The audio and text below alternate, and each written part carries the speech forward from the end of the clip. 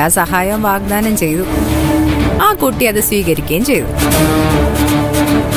അതുകൊണ്ട് വിരട്ടലുകളൊന്നും അവളുടെ അടുത്ത് വേണ്ട. കടന്നു പോടി എന്റെ മുമ്പിൽ. ഞാൻ പോവാം. പക്ഷേ നിങ്ങൾ നേരിടുന്ന പ്രശ്നം അത് തീരാൻ പോകുന്നില്ല. അതിങ്ങനെ കിടക്കും, നീറി നീറി, ഒരിക്കലും അവസാനിക്കാതെ.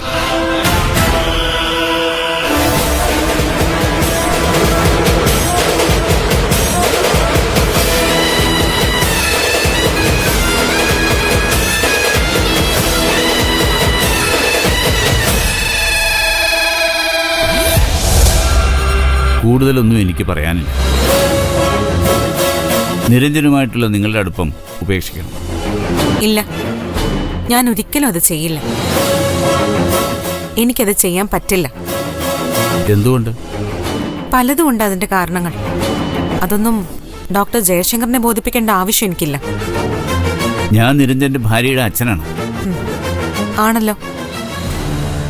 എങ്കിൽ മരുമോനോട് പറയുന്നതല്ലേ സാറിന് എളുപ്പം. ഞാനുമായിട്ട് ഒരു ബന്ധവും പാടില്ലെന്ന് എന്തുകൊണ്ടാ സ്വന്തം മരുമോനോട് സാർ ആവശ്യപ്പെടാത്ത? ആവശ്യപ്പെടാഞ്ഞിട്ടല്ല, പറയുന്നതൊന്നും അയാളുടെ തലയിൽ കയറുന്നില്ല. അയാളിപ്പോ ഒരു മോഹവലയത്തിലാണ്. ആ മലയുണ്ടാക്കിയത് നിങ്ങളും. ജയശങ്കർ സാർ, ഞാനിപ്പോ സാറിന്റെ സ്റ്റുഡന്റ് അല്ല. ഒരു ഓൾഡ് സ്റ്റുഡന്റ് തരേണ്ട എല്ലാ മാന്യതയും തന്നുകൊണ്ടാ ഇതുവരെ ഞാൻ സാറിനോട് സംസാരിച്ചത്.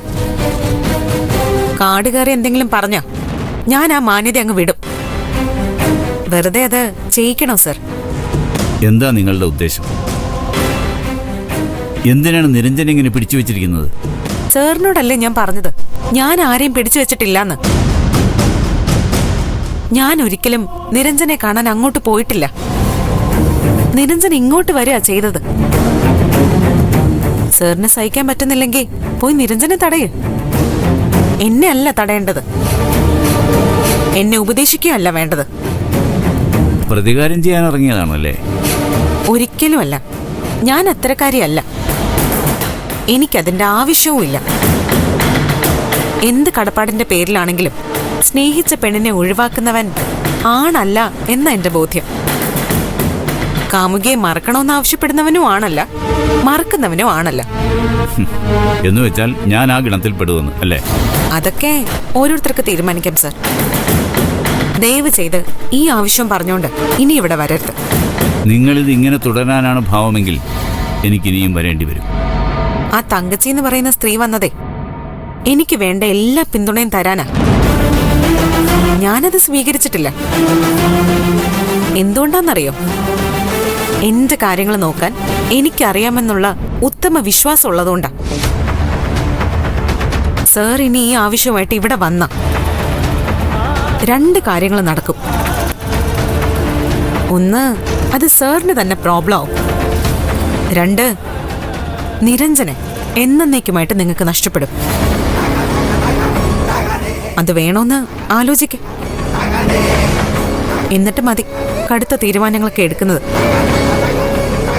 എനിക്ക് നഷ്ടപ്പെടാൻ ഒന്നുമില്ല സർ.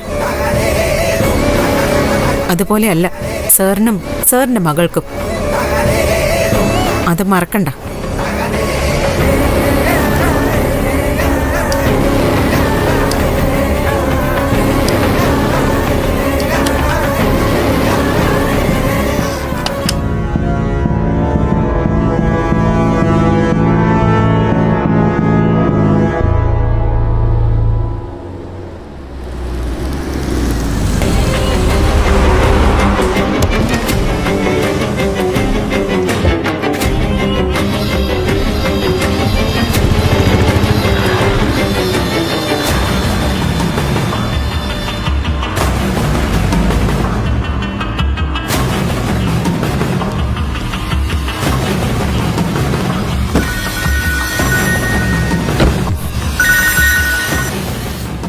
ആ ഡോക്ടർ പറയും. ആ വിശാൽ ഇപ്പോൾ ഫ്രീ ആണോ?